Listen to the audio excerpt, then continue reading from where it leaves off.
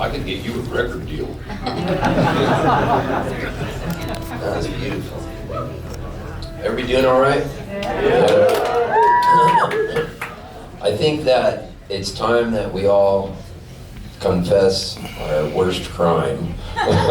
So we're gonna finish off tonight doing that. It's gonna take a while, but just get in line and just think about what you want to confess, because you know what's in your little dirty conscience. All right.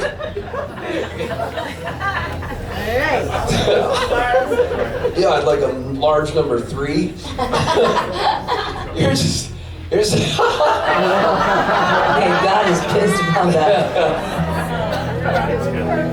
Oh my God, this is so much fun. No matter how many times I play High Sierra, I always tell them when they book me here, please let me do one Troubadour night, because it's like my favorite thing. It's like we're having a sleepover. In fact, we are. We've lost the doors. So,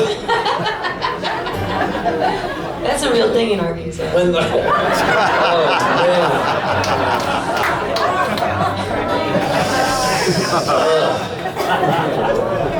Life. Man, I'm really happy I get to come back to California and play the Hot Monk in Nevada on July 17th. That's gonna be cool. That during the pandemic I was with my dad. Like, what was cool was I was living in Nashville where I live, but my dad was in San Diego, and it was a pandemic, and he was 80, and I go, man, I gotta go see my dad. I'll just move back to San Diego during the pandemic and live at the beach again and go back to my old surf spots and everything in San Diego. So I go there, and every other day I would take my dad out to lunch during the pandemic, and he was living in a assisted living place. And so I'd take him out with 2 other 90-year-old women. My dad was 90. And so I would go with 2 90-year-old women and my dad, and we called it double dates. And we would go out, and I'd take him out for milkshakes or whatever we wanted to do during the pandemic. And it was just like the coolest thing. Every other day my dad would start ordering these rings, online that were like $3 rings, but he gave them to because my mom had died 2 years earlier, and he gave them to like 80 of the women there, and they would all come up and go, oh, your dad gave me a ring. And then I would go, he gave me one too. So I was like, when I was at lunch, I go, Dad, how many rings do you have? He has this bag of all these rings. I get them for only $2.99. And I was thinking, I'm helping him with his bills. I was like, jeez. So he's buying them all rings, and I wanted to see him. And we were having the best times, and we're hanging out. And then it was his time to go, and it was during the pandemic. And so he got really sick all of a sudden, but he was healthy, and his mind was sharp. So he goes into the hospital, and he goes, I don't want to get dialysis. I'm ready to go meet your mom. And then the doctor goes, well, if you don't get dialysis, you will only have about 5 days left. And my dad goes, I want to go meet Winnie. And that was my mom, Winnie. And so I bring him back home to where he's living, and it's really this really cool thing. I got to be with him the last 5 days of his life. And so the hospice nurses are really cool, and they teach you what to do, and then they just check in with you, but they're not there. And so I would sit there with my dad, and it would be like midnight, and I'd give him some morphine and the Ativan. I'd be like, who left me with all the morphine? Whose idea was this? So I would give it to my dad, and then we'd talk about all this great stuff.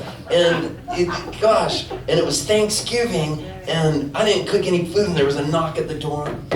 And I go and answer the door, and it was this friend of mine who's like 6'6", 280 pounds. And he comes in with this turkey dinner from my dad, and my dad was about to cross over, and he actually woke back up. And he looked at the guy with the turkey dinner, he goes, are you a sumo wrestler?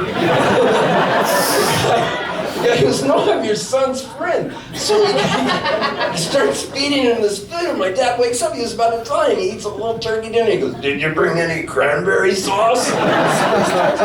He goes, what about pumpkin pie? So he eats that, and my friend is about to leave, and my dad goes to him, you want to hear some Shakespeare? And the guy goes, okay, so my dad starts reciting Shakespearean sonnets to him. Tomorrow and tomorrow and tomorrow creeps into this petty time. Does one more, and then my dad goes, all right, take care. And so the guy leaves, and then the next morning, my dad was about to die, and I was holding his hand, and it was his last things, and I was looking down at him, I'm holding his hand, and he looks up and he goes, we sure had some fun, didn't we? And I was just looking at him, and I go, yeah, Dad, we did. I go, if there's anything on the other side, leave me a message. And he goes, what do you want it to be? And I said, Indian Joe, because he had a poem called Indian Joe. And he goes, okay, and then he coughs, and he goes, Bahootency. And I go, Dad, what's Bahootency? He goes, I go, you've said it my whole life. You've always said Bahootency. Before you go, what's it mean? And he goes, I made it up. And he says, it means many blessings, let's go nuts. So I'm holding his hand, and before he dies, he goes to me, come here, closer. And I put my ear right at his lips, and his final words were, tell that sumo wrestler it wasn't Shakespeare. And I go, what? Like, I thought he was going to tell me something about me? And he goes, the sumo wrestler, the second poem I did wasn't Shakespeare. I made a mistake. It was Richard Lovelace. It's called To La Costa, I'm going to the wars. And I go, he goes, make sure you tell the sumo wrestler. And I'm looking at him, and he goes, I still got it, Stevie boy. And I'm just sitting there going, tell that sumo wrestler it wasn't fucking Shakespeare!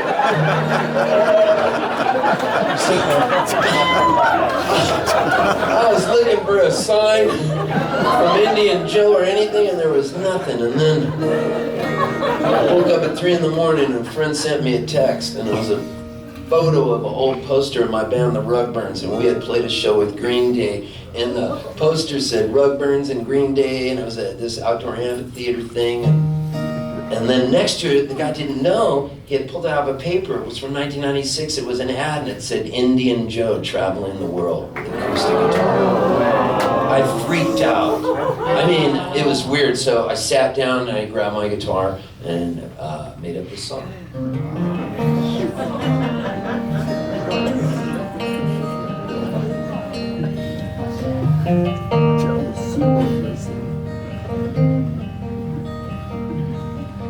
We are all on a conveyor belt in a factory on the wheel of time.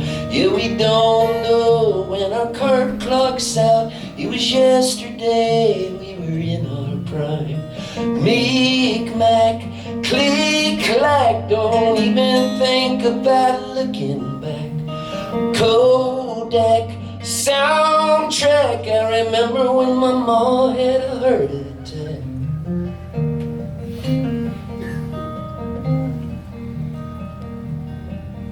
We were all on a conveyor belt in a factory on the wheel of time. Yeah, we don't know when our card clock's out. It was yesterday, we were in our prime.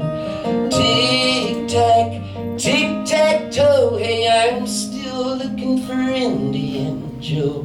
Where the hell did my dad go? Maybe where the river and the rainbow flow. Yeah, maybe where the river and the rainbow go.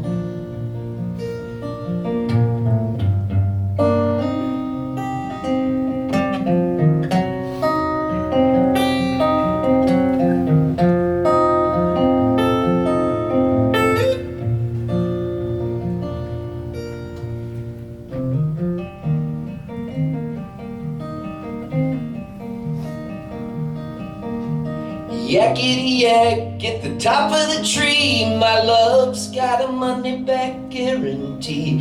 I'm living now in Tennessee, but I still scream Bahootency. Hey, let's go join the Jubilee. Don't let the time run out on me. My mom and dad have gone to sea.